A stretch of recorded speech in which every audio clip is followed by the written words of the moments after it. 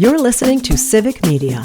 You can tune into any of our live shows on any radio station across the state with the Civic Media app. Find us in your phone's app store and listen anytime, anywhere. This is your WXCO Daily News Roundup for Bull Falls Radio, 98.9 FM and 1230 AM in Wausau. For WXCO News, I'm Brittany Merlot. Republicans have asked a Wisconsin Supreme Court justice to recuse herself from deliberations on Act 10. Susan Crawford, who's running for the Wisconsin State Supreme Court Justice, weighs in. Lisa Hale has the story. Wisconsin Supreme Court Justice Janet Protasiewicz has been asked to step aside from deliberations on the Act 10 law before the court because she has publicly said that she thinks it's unconstitutional, and she campaigned for her position on that point. Fellow liberal judge Susan Crawford, who's running for Wisconsin Supreme Court Justice against conservative Brad Schimmel, says she's sure Protasiewicz will make the right decision. I am sure that Justice Protasiewicz will make a decision that's based on the facts of that case, who the parties are, and what the issues are that are presented, and will make her own determination about whether she can be fair and impartial sitting on that case. That's what the judicial rules require her to do. Conservative Justice Brian Hagedorn has already recused himself from the case as he helped to write Act 10 when he was chief legal counsel to then-Governor Scott Walker. Act 10 is the law that banned collective bargaining for many state workers. And the Wausau Parks and Recreation Committee has approved naming a section of the Riverfront Trail after the late Pat Peckham. Peckham Way will encompass the latest extension of Riverfront Trail, running from Thomas Street to Adolph Street. The section was paved last summer and will be completed this summer with lights and other fixtures. Peckham was a news reporter in Wausau until his retirement in 2015. He served multiple terms as District 1 Alder in the Wausau City Council before stepping down in 2022. Then, he was diagnosed with cancer late in his term. He died in the spring of 2024. Former Wausau Mayor Katie Rosenberg and Robert Milk submitted letters supporting the idea. The proposal will go to the full council for approval later this month. A bipartisan group of state lawmakers are once again proposing an extension of Medicaid coverage for postpartum mothers. It's the second time in many sessions as the bipartisan group has advocated for the legislation, but Assembly Speaker Robin Vos says it's unlikely that the proposal will become a law this session. Wisconsin is one of only 2 states in the country that have not extended the coverage. The extension would allow mothers on Medicaid to receive a full year of coverage to protect against a number of post-birth medical issues. And the Lincoln County Sheriff's Office says a 46-year-old man was arrested over the weekend after he was found walking around in the town of Merrill naked. It happened in the area of Rock Island Resort on State Highway 107. Saturday night, deputies were called, and when they arrived on scene, they tried to arrest him, but he resisted. After a scuffle, they were able to put the man in handcuffs and take him to a nearby hospital to get checked out. After he was cleared, he was brought to jail and now faces several charges, including disorderly conduct, resisting arrest, and lewd and lascivious behavior. He later posted bond and was released from jail. And it's Flood Insurance Awareness Week in Wisconsin. It's a time to look at the importance of the increasing risk and appropriate coverage needed. Flood insurance is an important tool to prevent financial vulnerability from flooding. Most homeowners and renters insurance policies do not cover flood damage, and all it takes is 1 inch of water to cause around $25,000 in damage. This can be devastating if you don't have the right insurance. Wisconsinites are eligible to purchase federal flood insurance even for properties not in designated special flood hazard areas, because on average, 40% of National Flood Insurance Program claims happen outside of those zones. Homeowners and renters can purchase a private flood insurance policy to protect their homes and belongings if their agent sells flood coverage. Otherwise, visit floodsmart.gov. There's usually a 30-day waiting period before NFIP policies go into effect, so signing up now ensures that you'll have coverage by the time the spring showers start to hit the state. An Amber Alert has been issued for a 16-year-old girl who's 3 months pregnant from Beaver Dam. Sophia Franklin was last seen at her home on Sunday night. Authorities think she is with 40-year-old Gary Day, who's the father of Sophia's unborn child. Police say they are in a 2014 black Buick LaCrosse with Arkansas plates BBR20L. Sophia is 5'9", 186 pounds with brown hair and blue eyes. Day is 5'7", 165 pounds with blonde hair and green eyes. And it's Transit Equity Day, a day cities use to promote public transit as a strategy to combat climate change and a means to provide affordable, accessible, clean, and safe transportation alternatives for all community members. The day coincides with the birthday of Rosa Parks, an iconic figure in the movement for social justice and racial equity.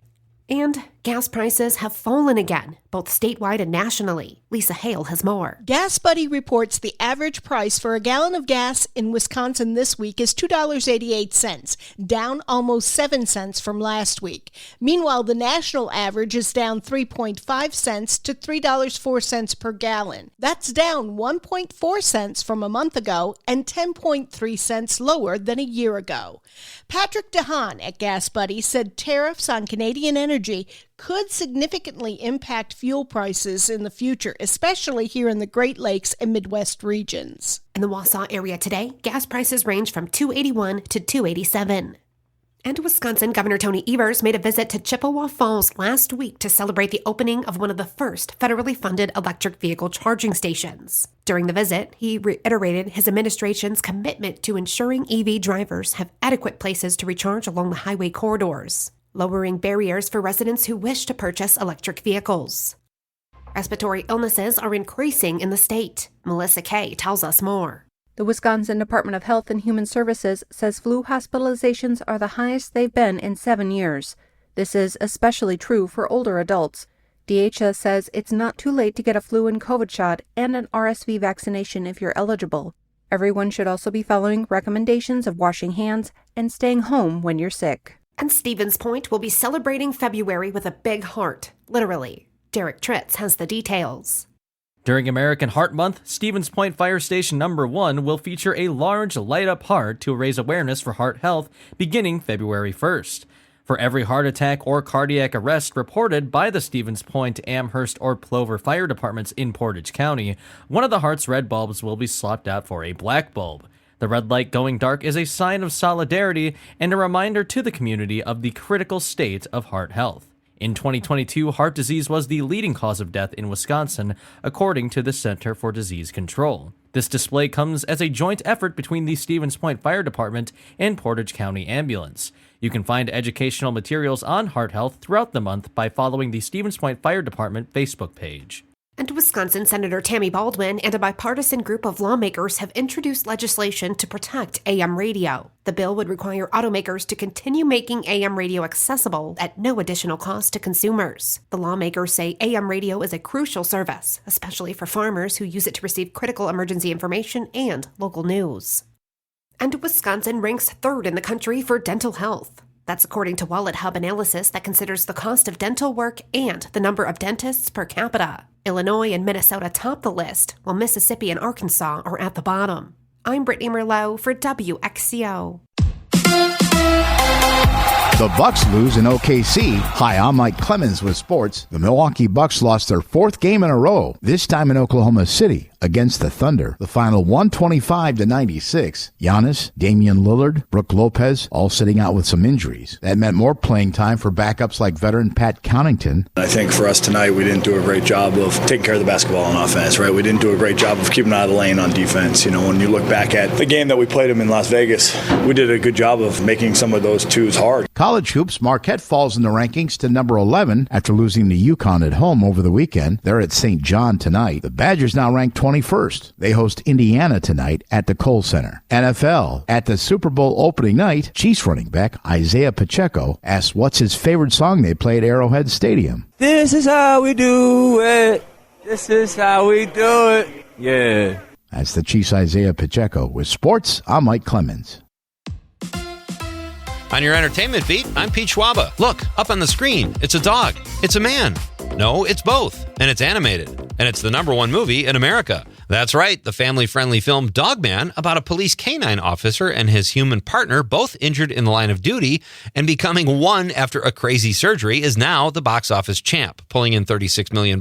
There's a pretty big drop-off to the #2 spot, which went to Companion. The mystery thriller comedy pulled in just over $9 million. Mufasa the Lion King came in 3rd place with about $6.5 million, but a 7-week domestic gross of just under $230 million. Sony's surprise hit One of Them Days, about 2 girls trying to pay the rent, came in 4th place place in week 3 with just under $6 million, and it was the Mark Wahlberg yawn Flight Risk in 5th place in its second week of release with $5.8 million at the gate. Looks like I'm going to have to roll over, sit, and fetch a screening of Dogman. Jimmy Carter may officially never have held the title of artist unless you count Making the Way You Live Your Life absolute artistry. The former president, who passed away in December, was honored with his 4th Grammy for his audiobook The Last Sunday in Plains, a centennial celebration. 4th Grammy, and he wasn't even in the biz. I need to start doing more. Ye, formerly known as Kanye, and his wife, Bianca Censori, who might be AI personified, were unaware there was a dress code at the Grammys. Ye and his best girl were trying to sneak in under the radar and not attract any attention, and didn't until Bianca dropped her coat, revealing she was wearing nothing, or a sheer mini dress that hid nothing. Apparently all her pantsuits were in the wash. A quick Google search will reveal that she shouldn't have even bothered wearing said sheer mini dress, which is the same thing I wore for the Grammys, but I was watching from my own home.